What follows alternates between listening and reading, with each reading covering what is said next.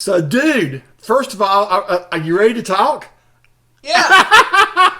Okay. So, what I'm gonna do, I'm gonna do a little bit of an intro because this is my channel, and people will wonder why I'm talking to you. So, I'm gonna give them a little bit of history, and I'm gonna ask you a shit buttload of questions. Okay, man. That's good. Good. Okay, folks, I have tonight on my little channel here, I've got Matt Jernigan from Zoso, who doesn't even know what he means to me. I don't know if I've ever had just a personal conversation with you, Matt.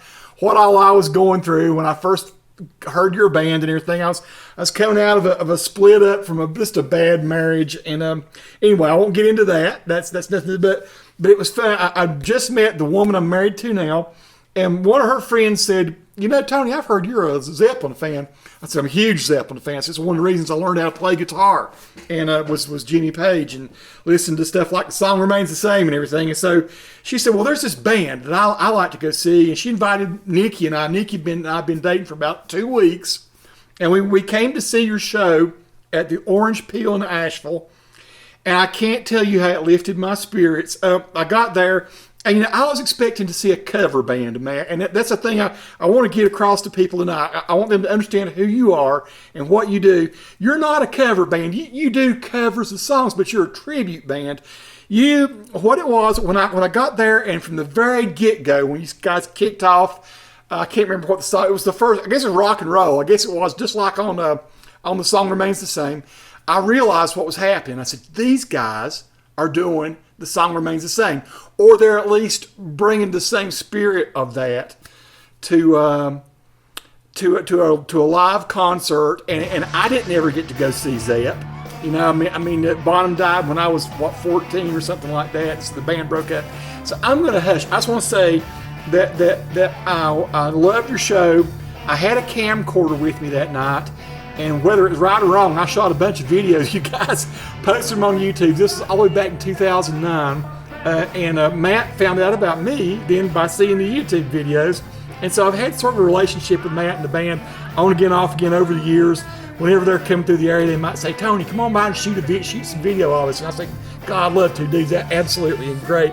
So I have Matt Jernigan. Matt, I just want you to tell the people that don't know, that haven't been to see Zoso, what you do for a living, and or I don't know if you do. You maybe do multiple things for a living now with COVID going on, but tell them about the whole Zoso thing, how it got started, about you, what inspired you to do this.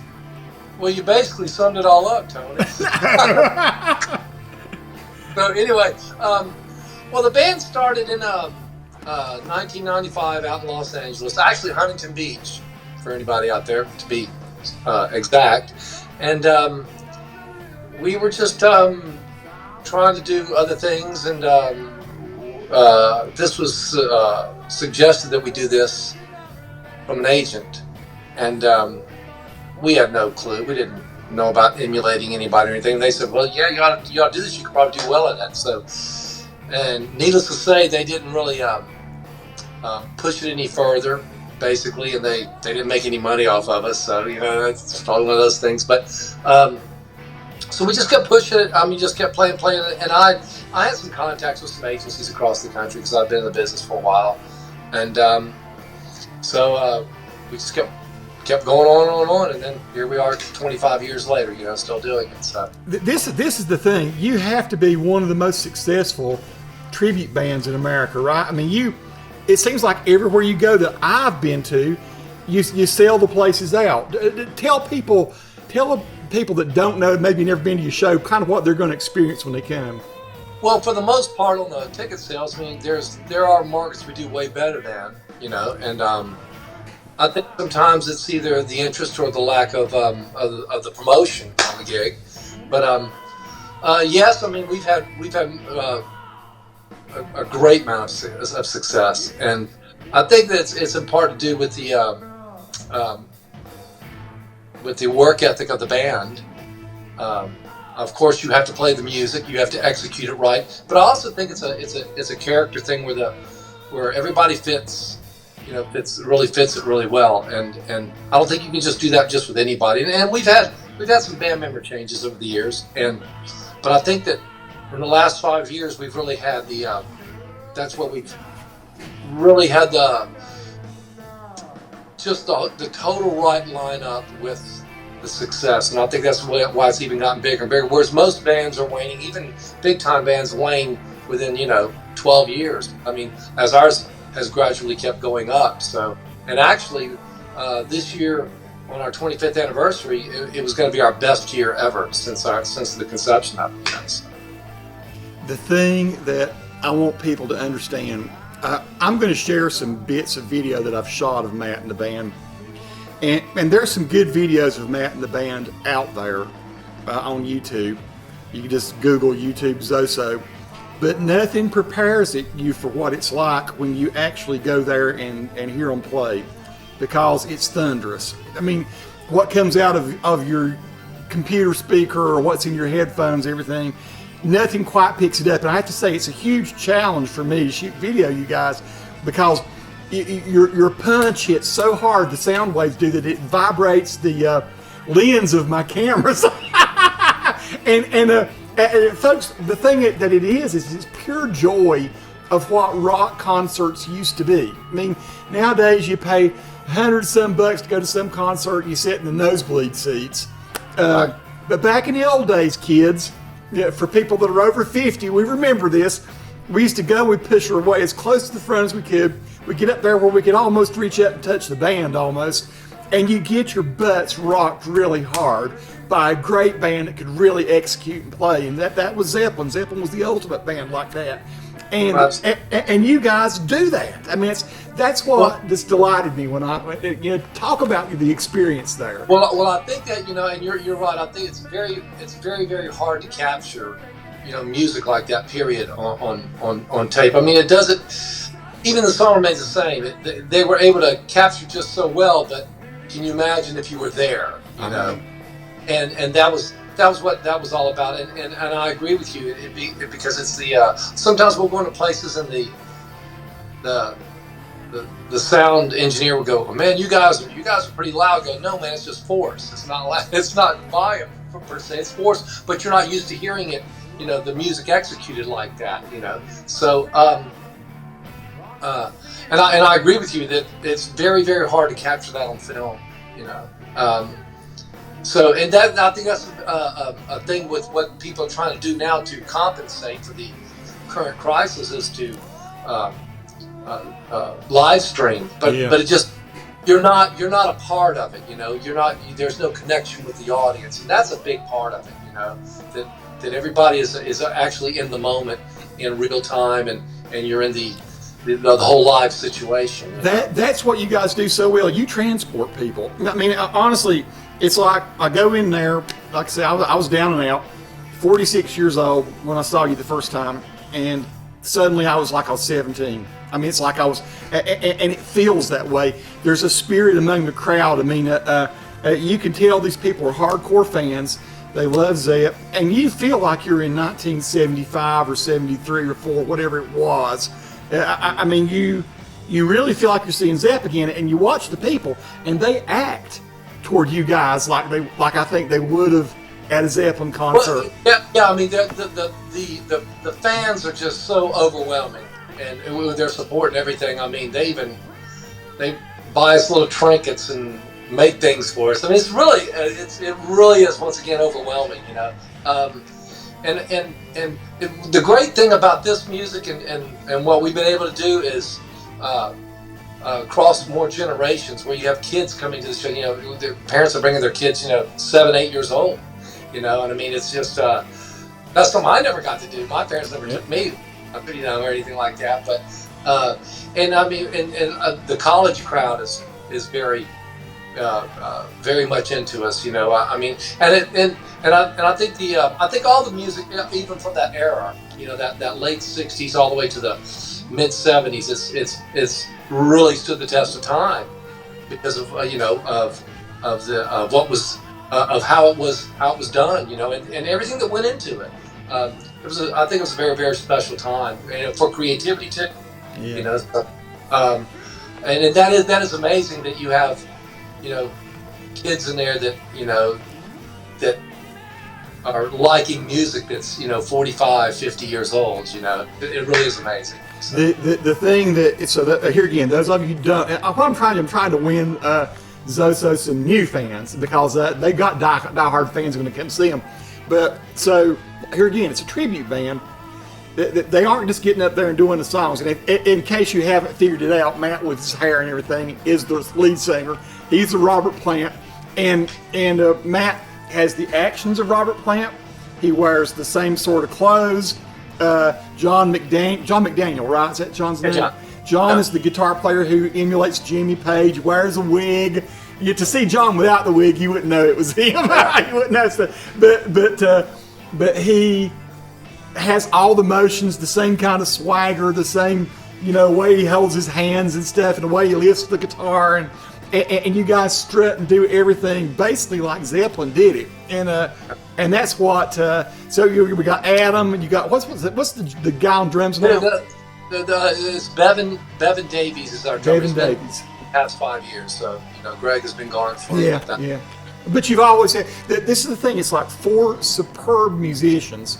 And you guys, I mean, you lay it down. You do it righteous and right, and that's what I like. Is it feels like you're at a Zepp concert, and when it comes time for the solos or the bits that you recognize, the bits you expect to hear and hear done well, they do it well.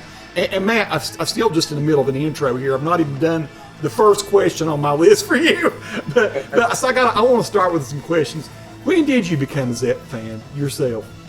Of course, when I was a little kid. My brother was 6 years older than me. My oldest brother. I'm from a family of 5 boys, so I'm the middle. And he's the one that started playing guitar and turning me on to all this stuff. So I mean, I was at a very young age. So that's basically that part of it. Of course, I mean, I loved a lot of people, but I loved them a lot. They were in my top 5 bands at the time, of course. But then, as it went on, they became the biggest and best band. Now, not because I do this, but I honestly think, in my opinion, I think that most people would agree that I don't think there's any band that has come along with each band member that has that much talent involved with it at the same time. There's other great bands, but I don't. I consider and say, well, Roger Glover is no John Paul Jones. No. Pete Townsend, not a Jimmy Page. No. Roger Daltrey's not a Robert Plant. I mean, Robert. Okay, Geddy Lee is pretty awesome for Rush, but still, he's probably not the musician John Paul Jones, or he's a pretty good musician. But you know what I'm saying? The drummer, who? Drummers, there's Ian Pace from that era, just incredible. You got Neil, of course, Neil from all the prog rock, even Bill Bruford, all those guys. But I think that where it was a combined effort where everybody in the band was just a badass. And the music was accessible. Like one of the things about the prog rock stuff. I mean, I love Dream Theater, and I'm a huge Rush fan and all that. But Zeppelin is song after song after song after song that people can jive and groove to. It's blues based. And I think what was great about Zeppelin also was their diversity in their music. I mean, they could take any style and make it their own. Which I call that, I guess, your formula. And once you discover that, then you can roll with everything else, and it all works in your favor. Whatever you undertake. What was the first Zepp album you ever owned? 2. Oh, number 2. Yeah. Yeah, 2. 2 was the first. I was turned on to 2 before 1. Yeah. So, and then of course, then 3 and 4, and then I went back to 1. My oldest brother, was doing, because that was just I picked up on the progression from there. But of course, when I went back to the first album, I go, well, this is awesome shit too. So it was great, man. Okay, here's the question. So, Robert Plant is hard to take home. He's tough. I don't know how you do it, night in and night out. And you typically do, as I recall, 3 nights a week, 3 shows a week. But when did you realize you could pull it off? When did you realize you were a singer? Well, I started at a very young age, right around the 1st grade. And then, of course, I sang in church choir, went there and all that stuff. But I just sang, I sang my records. I spent a lot of time in my room. I wasn't what you would say introverted, but I did spend a lot of time. I guess that's where I learned a lot, and plus my older brother taught me a lot. But I think I had a good ear for it, and so I could just sing in that range. Some people can whatever they do, and then I just developed it more over the years. And so, like I said, when we started this, I said, well, I can do that. I'm not that it was an easy undertaking. That don't get me wrong, not at all. But at least I know I can sing in the range. So if I can sing in the range, and sometimes I'm a little bit more, I would say, not as rough vocally as he was on some things, and that's just a difference of a voice is like a fingerprint. But nobody's going to sound just like Robert Plant. But the thing you do though is you get about 90% in the ballpark, and by golly, that's good enough. And it's hard. It's remarkable to even do that. Well, because it's not natural for you to try to sing like somebody else. I mean, even if you can sing in that range, then you got to get all the enunciations. You got to get the vibrato right. My vibrato is really not as fast as his was. Naturally it's not. So I had to really work on that. It was a major work in progress. It was the thing of listening to it, applying it, going reviewing it, and then even years down the road, I'll even hear things that I go, I've been doing that wrong for 10 years, and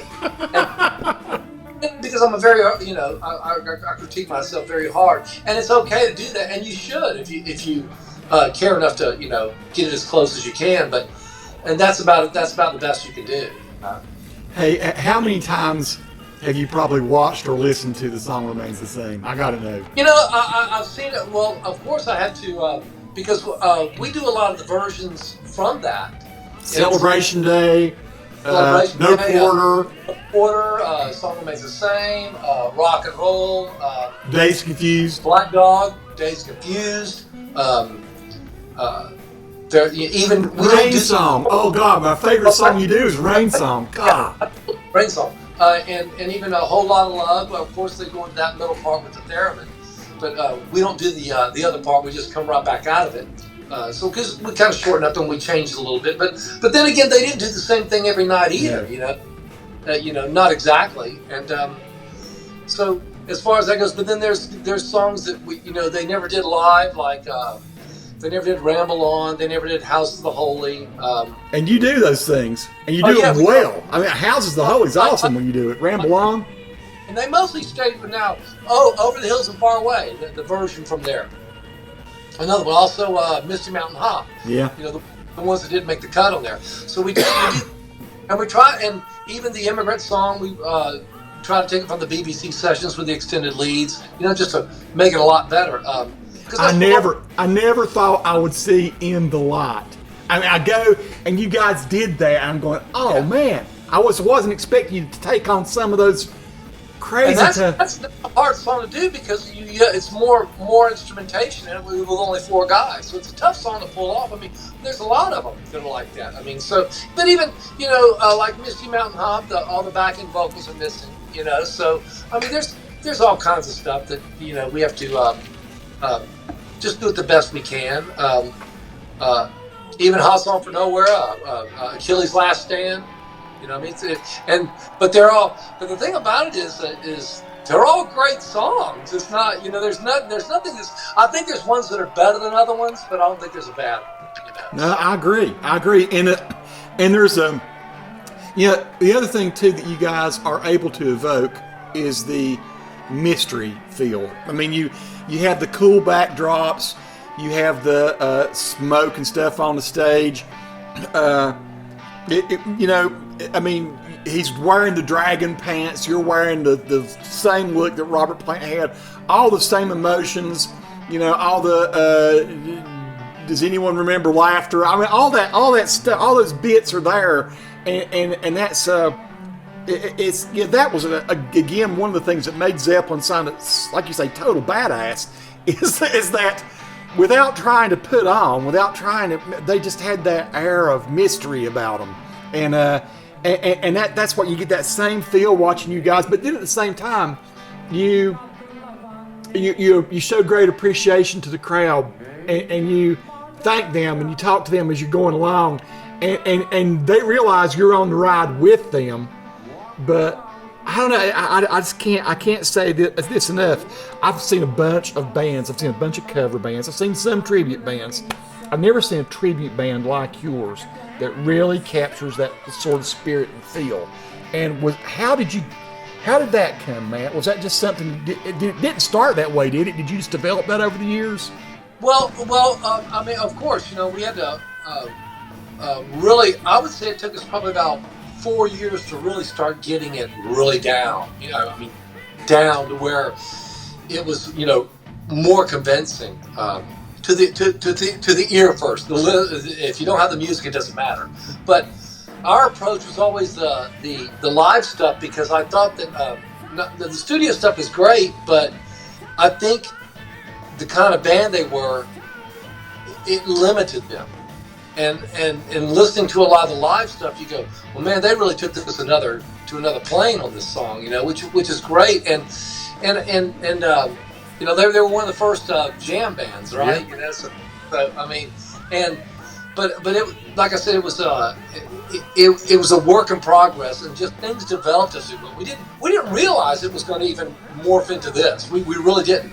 But I think our approach was, we wanted to come off like that band would have come off in a live setting.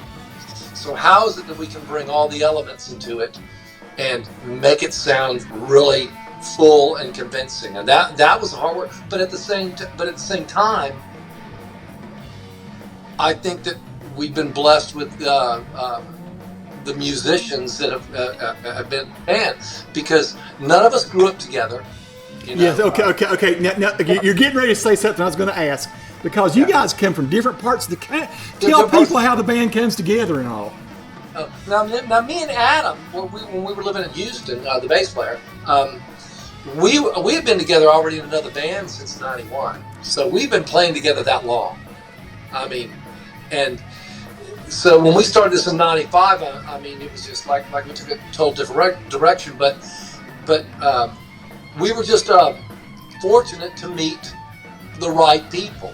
But I also think when you put yourself out there, that if you take chances, it's a good chance you will meet the people that you need, or that that are going to work. And I think that's I think we're really blessed that no one's a drug addict, no one's an alcoholic, no one has personal problems or anything like that. Things that would get in the way, and everybody knows their instrument very well, and that's where we were really very fortunate. Unlike other bands like the Beatles and the Stones, those guys basically grew up with each other, and they knew each other. But we came together only because of this band. Outside of Adam, that's how we've met everybody else. It was like John. John is from what, Colorado Springs? He lives in Colorado Springs, yeah. And so you guys do a show. You go through a band through North Carolina or Virginia or Illinois or wherever, and John flies out and meets you guys. And well, we all do now, basically, because as we develop, I'd say for about the past at least 15 years. We have two shows that we have in the United States. So I mean, well, of course, the United States, but in the country. So we have an Eastern United States truck and a Western. So we can fly out and get on that rig and be on it for a certain amount of time, as well as the others. But the other thing is, we're able to fly in if we do a one-off. If we're in the middle of and say we're out west and we're there for 3 weeks, but we have this one show that's a very important show, and it's in Miami, Florida. We'll fly to that and get on that rig. So I mean, but it's all our stage gear anyway, so it's very, very easy to move around. But also the other thing is that the reason why we've been really, really, really adamant on that is because that's our sound. We know the gear. You bring your own gear to the show. Now I know you rely on local sound engineers, right, that do your sound. Correct. But see, okay, this is the thing that totally blew my mind. So I've been to 3 or 4 concerts and shot video for you. But typically, when it's all over, you guys are schmoozing with the fans. You know, they're all wanting to talk to you, and so I'm packing all my crap up, and I get the heck out, and I go to the.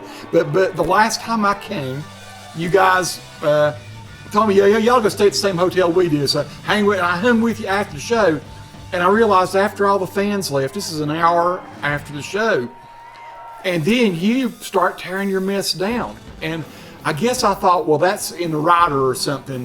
They provide these PAs for these guys. No, you guys I've never seen anybody work so hard and so efficient. You're tearing all these massive speakers down and amps and wrapping all the cords up and all. And I realized that night what a hard-working band you guys are. I remember it was like probably 3 o'clock, 3:30 before you got to the bed. I mean, it was like, and not because you're partying, because you're putting your mess back together, taking care of. And I said, "Holy cow, these guys are workhorses." Well, for the most part, you know, we do have crew members that that did help load up and get up stuff, but they're already at the venues. So, but I mean, we still have to be there. We have to have hands on with it, but it's our own personal gear, so we really gotta we gotta put that TLC to it. You just can't depend on some guy to push around just unload up your stuff in your cases, because what if he just doesn't care, he makes a mistake, or whatever, you know. But it's all good. But most of them are professionals, so it works in our favor. But you're right. I mean, we're out there doing 150 shows or more a year, and we're actually helping set up the shows. I mean, we're putting in 11, 12-hour day. You're getting your workout before you can go out and put it. I don't know how you got the energy to do the show, man. Well, it's like 90% is done before we do the 2-hour show, of course. It's crazy. And that's when people don't realize, I mean, when they say, well, you're living the dream, I say, sometimes I want to wake up. Okay, so I got to ask this question. Matt, was there anything ever besides being a singer that you thought about doing or that you did do? I'm just curious, was there any other career path option for you? And tell me that first, then I'm naturally going to follow and say, well, if there was, then what kind of guts did it take to decide to do what you're doing? Well, when I was when I was like 17, 18 years old, I mean, and I started touring when I actually went, really professional, started touring when I was around 20. Yeah. I've been doing a long time. I got into, of course, everybody had to get a job. So, of course, you get some kind of trade that can make you money. And I was an AC mechanic. Really? Yeah. You're an HVAC guy. And then I learned about plumbing and and some electrician work and stuff. So I mean, I could do it all. So I mean, I can still fix things. I mean, I'm not the service man that you have today in the AC trade, because things have changed since then. Yeah. I'm sure I could learn it if I had to. But that's what I did. And then in between. Probably like in the early 80s, in between tours, to make extra money. I mean, I had a van, so I would go out and just run some quick, what they call hot shot. You take an order and you from a warehouse or whatever, and then you go deliver, or you pick stuff up and take it somewhere else. So I mean, I did that in between, at times, but I haven't done anything like that since the early 80s. So I mean, I've been fortunate enough to make my living at music, even though I will say that I probably spent the first 15 years really suffering, like all musicians do, and it's I think, and then most guys, by the time they get that age, they just drop out, or they don't have the heart for it anymore. And I just happen to be one of those people that did, so. Wow. And so You did.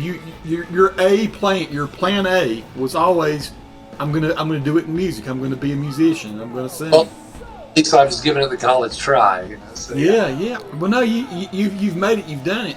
It's just it's a crazy thing for me. So Matt, you may or may not know it. I guess you maybe know it that I'm a musician too, and so I have a fairly successful YouTube channel with a lot of guitar reviews and stuff. But I'm here to tell you, I've been in 15 bands, and almost none of them last over 2 years, and yeah, there is always some sort of something. It's a personality issue. Maybe it's me. I don't know. But I hopefully not. Most people tell me I'm a pretty easy guy to be in the band with. But it's such a rare thing to be able to keep a band together and do what you do, and keep it rolling and going and successful. How do you do that, man? I mean, what is it about the four guys you got together now that make it work? Well, everybody's on the same page, and that you don't get that often. And but I think that maturity. Also, you got to ask yourself, you want to play music, don't you? Okay, well then let's play music, because if you're not doing this, then you're working a job that you don't want to do, and that would suck. So I mean, why not try to make the best of everything? And I mean, also in our band,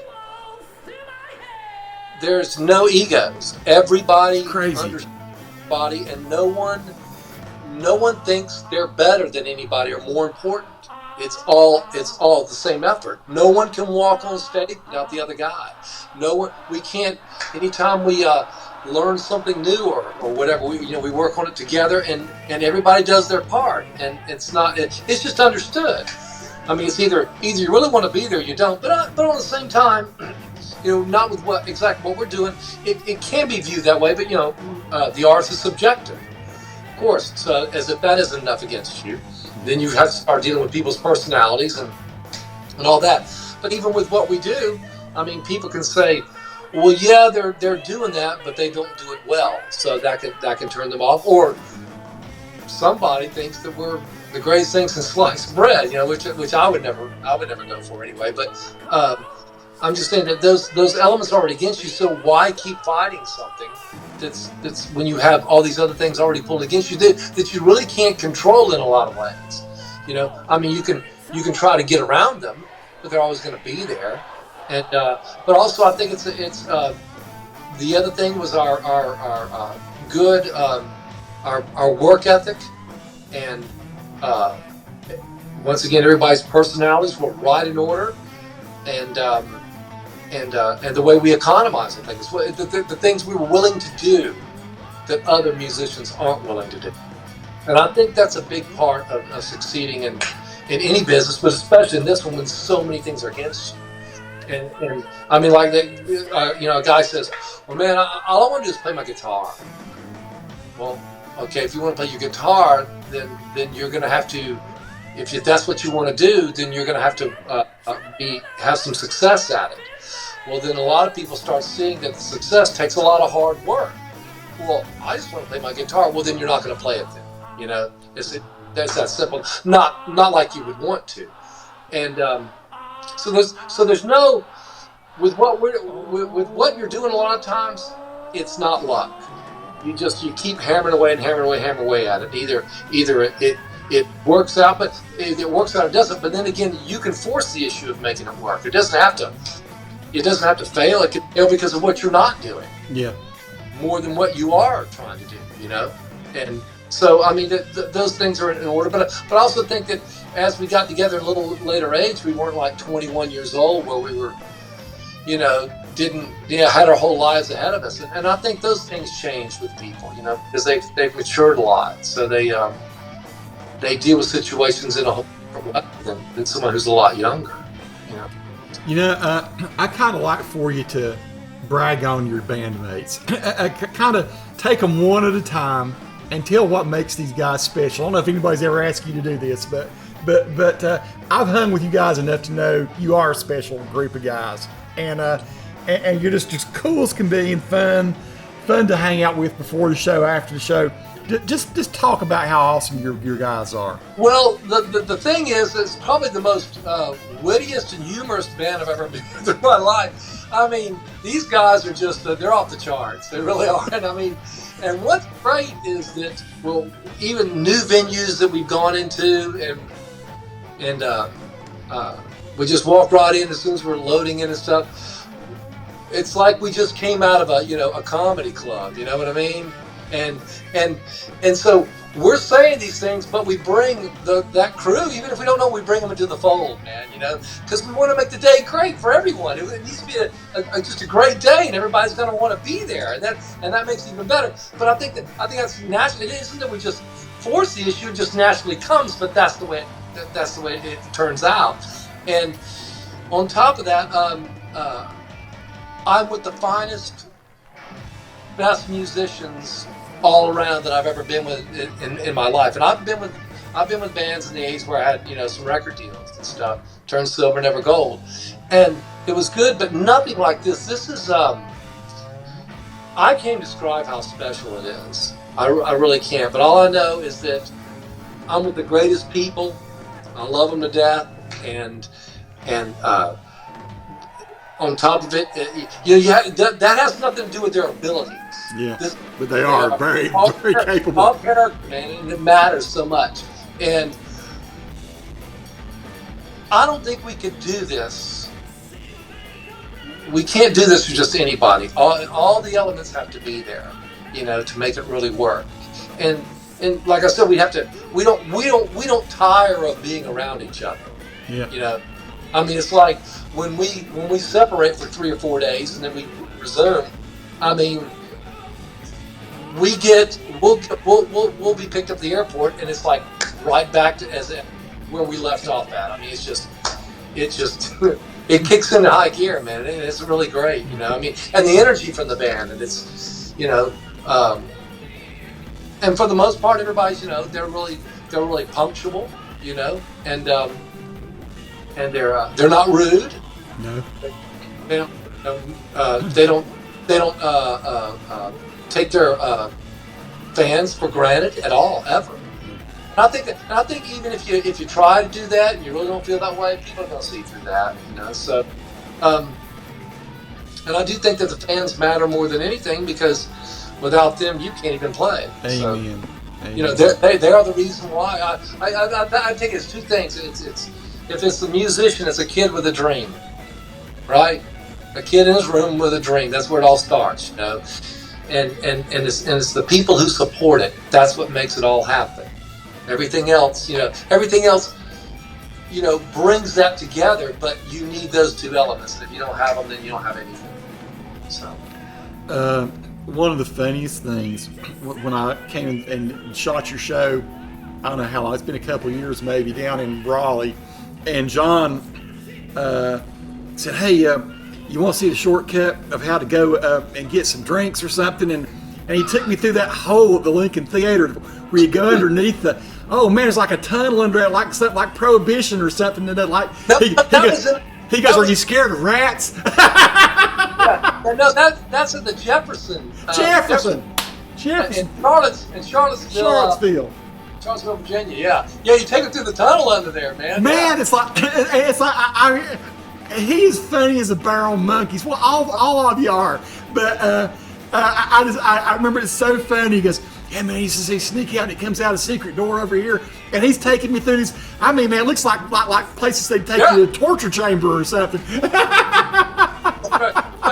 Like you take him in and say, "Where's the room with the gimp?" Right?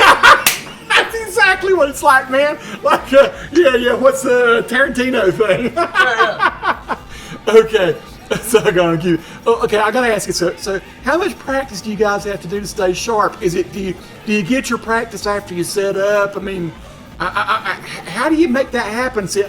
You said John's coming from Colorado Springs. Well, where's Bevan coming from? He's out of Atlanta. Atlanta. So you got Colorado Springs, Atlanta. You're coming out of like South Carolina, right? No, I'm coming out of Jacksonville. Florida. Jacksonville. Oh gosh, you're all the way down in Florida. And then Adam, is he Virginia? Where's he from? No, he's in Knoxville. He's Knoxville. Holy crap! But yes, so how? Okay, so let's say you decide you're going to take on a new song. We'll do a little bit of geographical thing here. Like Where Adam lives, he lives in the central part of the eastern United States, right? Yep. Lives in Knoxville. So that's the home base for that rig, which we call the A rig. John, on the other hand, lives in Colorado Springs, so the other one's out there, and that's centrally located to the west. So it's very easy to go a little east and west for each gig. But usually the A rig doesn't go past East Texas. You know what I mean? Yeah.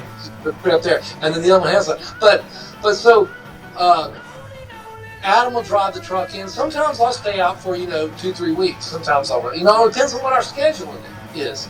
But we'll all rendezvous into an airport and come in and play. But getting to your about practicing, everybody takes home their homework. It's like a kid in class, and you come back and you we apply it, and then we usually rehearse things in sound check. And the greatest thing about that is that since we're playing all the time, we're not going off into a room and rehearsing and anything like that. And so when we start playing the song, just to run over something we haven't done in a while, or something that we're going to do, we want to learn that we've never done, which there's still some of those left. We do it in sound check because we're already in our element. Yeah. So it's great that we know how it's going to sound, and it's just a perfect situation for us. So we utilize that time. And if we have an hour, we'll do it. It all depends. It all depends what we're working on that day. And we might have a song that where we're doing it, we might have a short time. We'll only have 30 minutes, and we go, well, we're going to run through the first part of this first. And we'll run through it about 3 times, then we'll come back to it tomorrow and the next day, and we'll just keep working. Then we're ready. We just throw it into the lineup, Hey, here's a question, because I've got to wonder. I wonder this. So I've been in bands where we did some Zep songs. Of course, I've done Stairway, I've done Black Dog, I've done Jamaica, I've done Leaving Love Made. I'm thinking just the various songs of rock and roll that almost any band that's out there doing covers are going to do some Zep. And but you guys do it so much like it, and the fans are so into it. Does it seem surreal to you, man? Has it gotten to a point where it doesn't even register anymore, or are you up there and you're actually thinking, man, I bet this is what it was like for Plant and for Page and for Bonzo and John Paul Jones? I mean, do you ever stop and just think, dang, man, I'm up here doing this? I mean, I don't know, to the regular Joe Blow like me, I can't imagine what that would be like, to be in a band doing it that well, that good, and the crowd's so into it. So I'm just curious, what does it feel like? Well, for one, I think that, to do it like that, you have to take a lot of pride in what you do, so you don't shortchange it at all.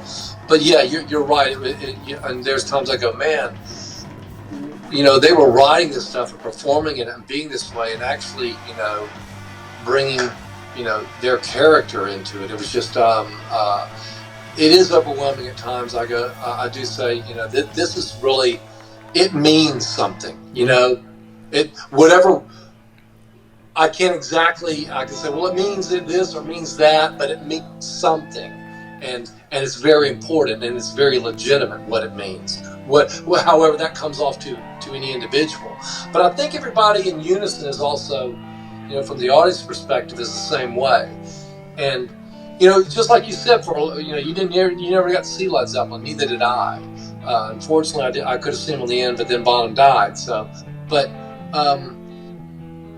I think that's another thing. They go, man, this was really something that how they can only imagine how it was, because of course we're not them, and so they would even take it to that extra level. But I do think that that it at times you don't. It isn't that I ever think I am, but it's like you have to turn a light switch on and off, of course, but there's times that, especially from the audience's reaction, you've done really good. Yeah. And that is probably the most appreciative thing, because you put a lot of work into it, and it's not it's not something to take for granted. It's not something you slack on. Once again, and like I said, it's it is very overwhelming. It's, like I said, once again, with the way the audience reacts to it, and I just I'm very fortunate that I've been able to do this long, you know, and people still really appreciate it.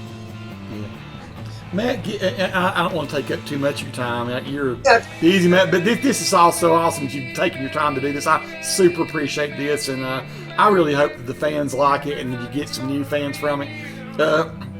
I got to ask you, I'm going to ask you a crazy, simple question, but what are your top 5, 6, 7 songs that you like to sing by Zep? But what are your favorites every night when they come up and you say, boy, I'm ready to sing this one? Well, we constantly change the lineup. Now, you keep a few standards in there, but then you change up all the in-between. Man, that is so hard. That is really, really, that's difficult. That's, because if I say one thing, then I'll go, yeah, but what about this? Yeah, what about this? Yeah, and there's something you like about all of them, don't you? I mean, about all of them. Now I can say which ones, are harder to do. Well, okay. Let's rate some that are really hard to pull off. Well, vocally, see, that's why the other thing is why when you make sets, we do it like a roller coaster. So there's times, you know, the hill's coming up, and then you can cruise, right? It's up and down, right? So, Black Dog is not easy. Of course it isn't, you know. Over the Hills. It's all in that higher range, the whole song. Out on the Tiles. Hard stuff. But then we're now doing the live version. You haven't heard it yet, but we're doing the live version from Albert Hall. What's 1971, 70? What are you doing? Yeah, what's doing? I Can't Quit You. Really? If you go listen to that, that's hard stuff, man. And I mean, because Plant's really putting more stuff into it on that version. But I mean, then again, there's songs that are not in the range, but they're not easy to sing because there's just an approach to it. Stairway is not easy because of its approach. Yeah.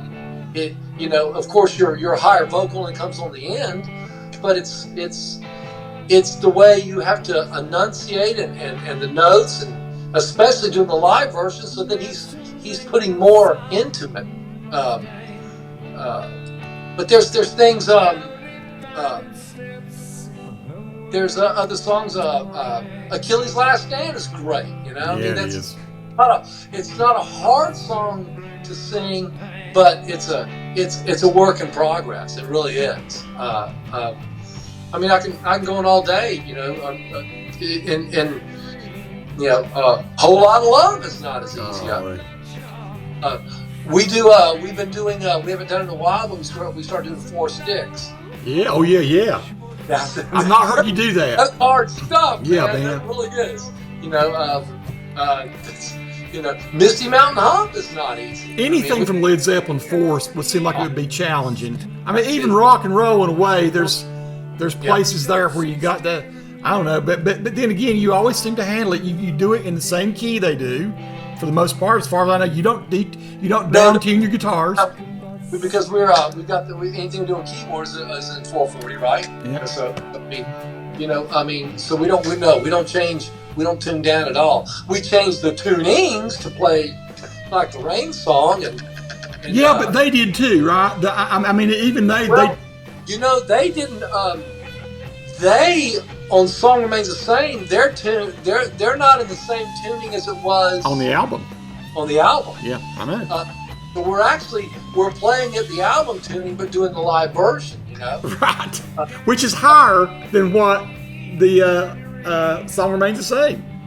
I think it's a hair lower. Oh, is it a hair lower? Okay, I didn't realize that. I think it's a hair lower, but the thing about it, we're actually doing it correctly. You know, I don't know why they did that, but I don't think they sped up the tape. You know, like they did the recording of the Song Remains the Same, like they did, or you know, but the studio version.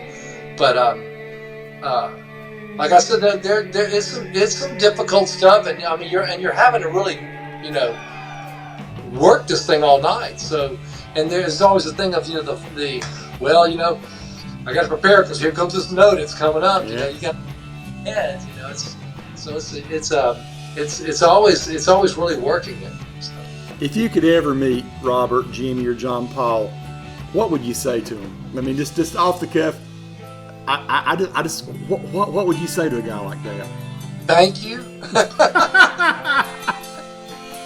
No, I mean, and they've heard it all before, but I mean, I would have to say, you know, you guys really changed my life musically and inspire me. You inspire a lot of people, and that may be that guy telling you that, or that guy telling you, but this is coming from me, which, you know, I mean, after a while, I don't know how they react, but from what I understand, they're pretty genuine on this. They're not they will talk to the fans, and of course they've heard, but they have to realize the impact they've had on people's lives in such a, you know, positive way. I mean, you know, for rock and roll musicians or rock musicians, period. You know, I mean, they really changed the whole thing.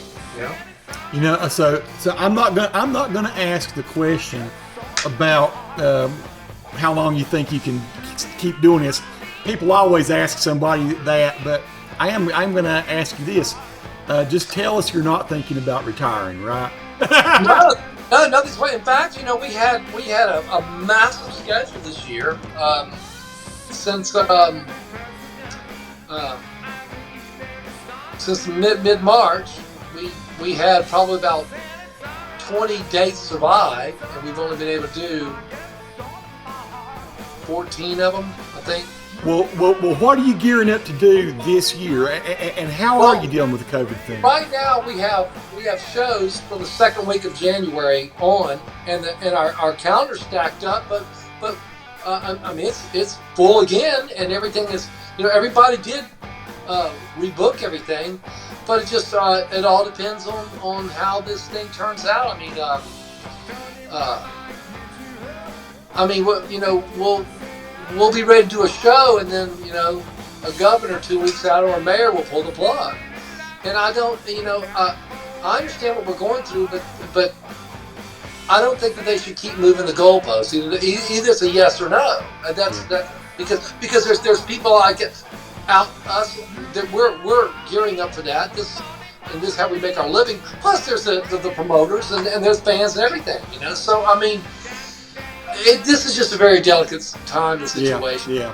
And I didn't want to stir up any controversy at all. This is no.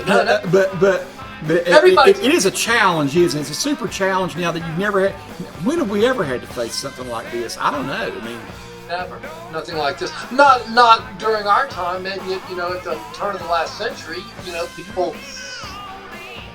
the world was a little different then. I think everything was relative about viruses and stuff, you know, and I do, but at the same time, I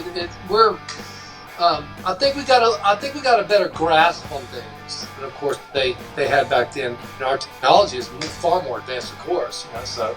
And you know, maybe this vaccine will work. And the other thing is maybe we'll come up with smarter, safer ways to go to concerts or something as a result of this. I don't know. I just know this. You can't keep talent down. You can't keep, no matter how many people say that rock is dead, rock is not dead. If you go see rock live, done really well, it's an experience you just can't equal any other way. And and like I say, I'm just going to tell my fans that go to my little channel, if you've got a chance to go out and see Zoso, and you can do it whenever things return to normal or however you can get to the venue to do it and do it safely, go see them. They're special guys. You can tell from Matt that they are. And I just want to say thanks, man. Again, thanks for doing what you do so very well and for being a buddy to me. I know I'm just kind of a guy on the periphery that you see now and again. Well, we hit it off with you great many years ago. So, I mean, ever since, you know, I mean, I know we've had our distances and where we didn't talk for a while and everything, but everybody is just doing their thing in life. But it always comes back around, you know. Yeah. So, yeah. But I mean, no, and thank you, man, because you know, this I think you know, this is something that I've never done it like this, but I'm glad you called me up about it. Said, hey, you know what? Why don't we talk? I said, okay. Yeah. I'll end it by saying this is the reason we're talking tonight is Matt butt dialed me the other last week by mistake. I'm looking at my phone and I said, why? Matt from Zoso just called a little while ago and I had like a 2-minute and 30-second message from Matt that had nothing on. I could hear him like munching on some chips, watching the TV. so I called him, Matt, did you try to call me? No, man, I didn't try to call you. And I said, well, while we're talking, I could do it. How's it going? And I could do a YouTube video and kind of promote you guys because, I love your music, and it's funny. So we're doing this because of a really fortunate butt mistake. But did you hear what was on the TV? I couldn't. All I can hear is a little bit of junk going on and stuff. Well, I'm not saying since you didn't hear. So. Okay, one thing I will say, because I know some people are going to ask this question, is you're a married dude, right? Am I wrong? I was married for 20 years. Oh, it's over. Well, I guess, and I can just cut this off at the end if you like. But I was going to say, how do you keep on the road and keep a relationship going? But you know what? Let's not get into that. No, it's very simple. When we met each other, I was already in this business. This was my life. It wasn't like I was working an AC mechanic job and said, I want to go off and tour with a rock band now. There was nothing like that. So, and of course I was serious. So it was a business, and it was being run. A passionate business. Okay, and so that was understandable, and that came along with it. And now my son is he just started college this year, this past semester. He's just finished his first one. So but Adam was married for a while, and he's never had any children. He was married for about 12 years, and then John has never been married. Yeah. Never will get married, and he has no children. And Bevan was married before, and he's been single now for about 4 years. And but he'd been married twice. Yeah, I think twice because he had a daughter from his first marriage. Yeah. So, but basically, it is hard. I guess it's hard to be on the road and manage your family, or on 20 years. Well, I think it takes special people to deal with anybody that's not around us much. What if you're a doctor and you're working 60 hours a week, or a truck driver going across America? Yeah. You know what I mean? Yeah. Or an attorney where those guys work long hours too. So what if you're an airline pilot? You're a trucker. We can go on all day, but I think it takes either somebody wants to be in the relationship with the person and they feel it's worth it, or they don't. Yeah. And it's the what makes it bad is when someone says that they can, but then they decide they don't. Yeah. But but that's just the way it is, and I don't see that changing, of course, but so I don't think it. And by the way, when I was home, so I was able to do a lot of things with the family that a lot of parents, they come home and they come home after 5 o'clock, they have dinner, kids in bed, they're not able to spend a lot of time with it because they got to go to school the next day, things like that. So I was able to be with my son and do a lot of things with him, as he grew up that maybe I wouldn't have had as much time, So, and I was always trying to make up for things, so it was important to me. I always wondered what might my life have been like if my dad had actually cared about music, because I loved music so much. And my dad, he's a hard-working guy. He's a maintenance guy in the mine. He was a welder and all these things. And but so I'm curious, is your son into music or anything at all? Have you been an influence on him? Well, yeah, of course. He's grown up with it his whole life, and he's playing guitar. He sings. He's trying everything. And he's gotten a lot of free lessons from great guys. Anyway, Yeah. No. And one major thing about him is that, when he tells it, his friends come around and they say, "Oh, your dad's in a rock band." All this, he goes, And my son will be the first to tell you, he goes, you know what, to be in a band like that, he says, that's a lot of hard work. Yeah. He's been on the road with me many times, when he was out of school. Yeah. He'd go, man, all you do is you travel, you set up, you do the show, you tear it down, you go back to the hotel room, you get up the next morning, you do it again. And he says, a lot of times this ain't fun, from where he's sitting, and he says, this is a lot of hard work. You really got to work. I said, I told you, this is the way it happens if you, to keep it, going like this. Now, of course, this is also on the mid-level, like what we are. If you're more iconic, of course, it's probably a lot easier, but you still have to go out there and stay on the road, and you have to do the shows, of course, but there are that are eliminated from that stress, but that comes with even more success, so, but I mean, for the most part, my son is, he's a great kid, and I'm glad he's not doing things that would destroy his life and only make them better. And I've always instilled positive things in him, so hopefully it'll continue with him. I feel like I'm imposing on you, keep you select, but I am. Yeah. I am. Okay, well, cool. So when I've gone seen you at the Orange Peel, that's a place of about 1,200 people. The capacity or something there. You usually sell it out. I've gone seen you in Lincoln. I've seen you in Charlottesville. I've seen you at various different places. So Raleigh, Charlottesville, Charlotte, Asheville.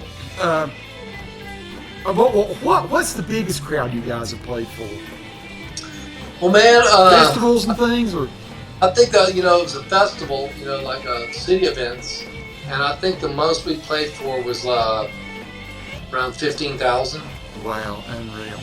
10,000, 12,000, 8,000, 7,000, I mean, but the biggest indoor venue that we have basically, sold out was 2,500, which that's a lot, I mean, because we've even played the Fillmore in Detroit. Yep.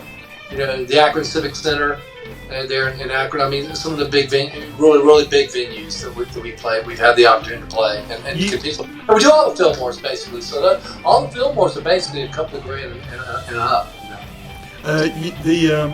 You mentioned that some places are more hotbeds for music than others. What are your favorite markets to play in, Matt? And I'm not trying to get you to alienate anybody, but like what places are really kind of special and that come to your mind that really just kind of are close to your heart?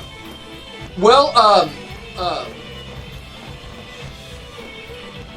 should not ask that. Any place where there's a great audience, but I'll just say that a state that we play. I'll give an example. A state that we play the most cities in for that state is probably Ohio. Really? Yeah, because we do Cincinnati, Cleveland, Akron, Columbus, Dayton, and Toledo. Wow. And then we'll so I mean, you've got 6 cities there, and then we'll play other events that are other festival events that are outside those cities or in a smaller town. But I'm saying every year, we're playing those. So you have a lot. But then again, in North Carolina, what we do Asheville. Yep. We do Charlotte, Raleigh, Greensboro, and Greensboro, and Greensboro. Do you do Greensboro? Yeah, Greensboro, and then we do Greenville. Yep, down east. Yeah, that's basically it. And Wilmington. So, but see, we haven't done Wilmington in a while, so I'm talking about where every year we're playing those in and out. I mean, and there's been a lot of expansion, but I'm just saying now when we go to Texas, we're doing Austin, San Antonio, Houston, and Dallas. I mean, and I think we got Corpus Christi for a show this year. Finally, we're going down there. Now we've played all over, but I'm saying those are consistent. But I mean, man, the audiences are changing. And here's the thing with the audiences is that sometimes, man, they're not into no quarter, and then other times we get standing ovations. You know what I mean? It just all depends on or the Rain song, you know, it's just really, you know, more obscure songs, you know, and it's just it's just constantly changing. You know, where something works here, it doesn't work there. I don't have a answer for that, but it's nice to know. You go, wow, man, you know, the people last night didn't enjoy it as much as these people did tonight. I don't think we played it any different, you know, but I just think it's just a matter of taste. But we started expanding more in Michigan. We're doing 4 cities there, you know. So I mean, outside of, you know, the Detroit and Grand Rapids, you know, but it's just and then there's some places that we can't go to. I mean, that we're playing and we won't come back for 2 years, you know, for whatever reason. But also Florida's expanded a lot because, of course, populating more. So, of course, it's been expanding. You know, I think I would kick off in mid January. We have what 5 shows? Right. I think 5 shows in a row. So I think from the 13th way to when are you, of course you see, go to the website. It's zosoontour.com, and that'll show all the tour dates. And everything. But now we have a new publicist now, so we're getting things together. You know, he should be putting things up there, but they're going to be up there really real quick. You know, so because we have all these dates, so we have to do them again, and it was very trying in this time because we were eliminating things, so we weren't adding anything. We were only taking away, which was the saddest thing. But I think you know that we're going to go ahead and just put all these dates up here because we haven't had anybody say that they weren't going to do them. Usually by now we'll get the, you know, green light or the red light, you know. So I mean, and so far we've had all the green lights. So I hope it, you know, it turns out that we can continue on, you know, playing, you know, because once again, you can't replace the feel of a live show. You just can't. You know, and I hate the fact also, you know, they've tried to do these drive-in shows. Yeah. But they're so distant from the band. Yep. And I'm not saying that you have to be with your hand touching the stage. I'm not saying that, but it just seems not what it's supposed to be. You're not able to make as good a connection with the band as you can. The thing that changed my life is funny. I'm a little church going acoustic guitar player, you know, from Little Switzerland, North Carolina. So I'm playing the bluegrass and all this stuff, and of course I like rock. I like Zeppelin, I like Skinner, and Boston, and AC/DC. I'm listening to that stuff, but I don't realize I can play any of it. But I remember I went and Clapton had. I'll just say this because it's funny. It speaks to what you're talking about. Clapton had come back from being a drug addict or something. He'd come back from Antigua or wherever it was. This was long about 1981 or 82, somewhere along there, and he had an album called Another Ticket, and he was basically coming back. And he'd been gone. He'd been off the records for a while. You know, you didn't hear anything from Clapton, and he had a song called "I Can't Stand It" or something. Was that was the song? But anyway, I went and saw him at Viking Hall in Bristol, Tennessee. You might have played there. I don't know, but anyway, it's a high school gym, but it's a big high school gym. And anyway, what changed my life? I took my girlfriend that night, and it was one of those things where they didn't even have a security thing between the stage and the crowd. And so, you know, I had the album just one night, so I'd listened to a lot of Clapton. I knew about Cream and all that. I didn't know that much about him, but yeah, I'd heard. I knew what a guitar legend he was. And I got up there, dude. If I'd stretched really hard, I could have reached up and touched his wah-wah. I could almost reach it. And he'd come to the edge of the stage, and he'd sing, and he was right there. And he would sing, and spit would fly off on me, and I got spat all over by Eric Clapton. Didn't take a bath for like 3 days. No.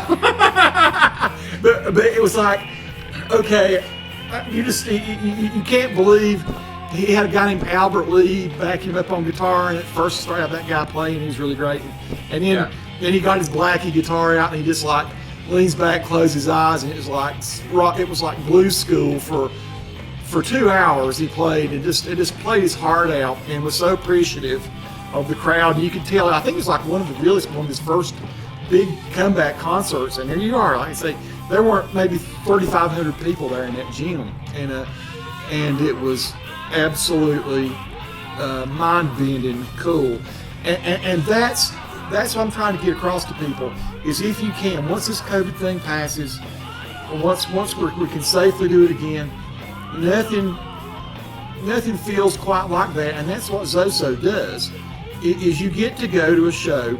You get, hey, maybe there's some people that's a little bit drunk or a little bit off or whatever. I've never gotten any kind of violent confrontations or anything though. Everybody's peace and love, and we get together and we enjoy Zep music, and we bang around a little bit down there, and you're just right square in front of them, and you're watching the guitar solos that you grew up digging and listening to. And like I say, they pull it off with a lot of energy. You don't just stand up there and perform the song. You perform the song like Jimmy and like they did, man, with that same energy, and it's choreographed. You move like he does. Like I say, you enunciate like he does. John acts like Jimmy. I mean, Adam doesn't particularly try to get the look exactly like John Paul Jones, but he's got the damn playing style, and he's got all the licks, all the bass pedals when he's playing keys. It just mesmerizing, and Bevan is tremendous on drums. I mean, you guys, the kit looks like the Bonzo kit. You got, I think you told me you own the double neck, right? So you let John? I own one double neck, and John owns another one.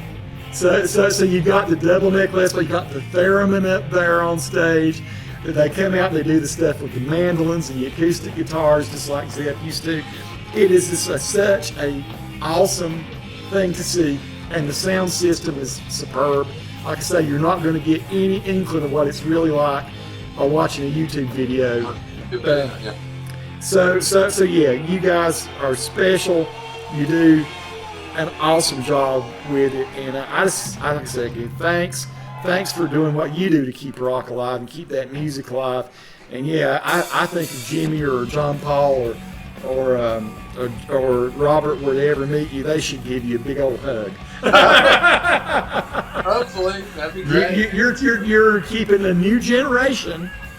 You're recycling their fan base by going to these towns and igniting something. So great job, Matt, and many thanks, brother. I hope I get to see you on the road again sometime soon, and maybe shoot another video. The last concert I did for you, I will apologize.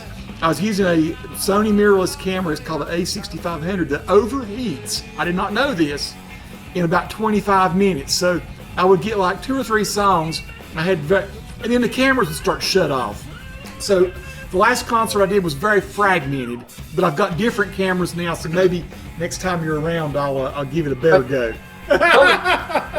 Definitely. So, and I'll let you know. You just keep my schedule, but just call me up, let me know, man. And, if you're coming out, and you want to shoot the show at any time, because I know anytime we're in North Carolina, you're around. So yeah, man. Again, so, but I really appreciate everything you said about us, man. And once again, you've been a great friend, and it was good catching up with you again. Really good catching up with you, my friend, brother. Y'all keep it straight, and tell John in particular I said hi, and I will. And yeah, I can't wait to have another adventure with him someday. Always an adventure with him. So, Peace, my friend. All right, we'll peace see you. All right. Bye.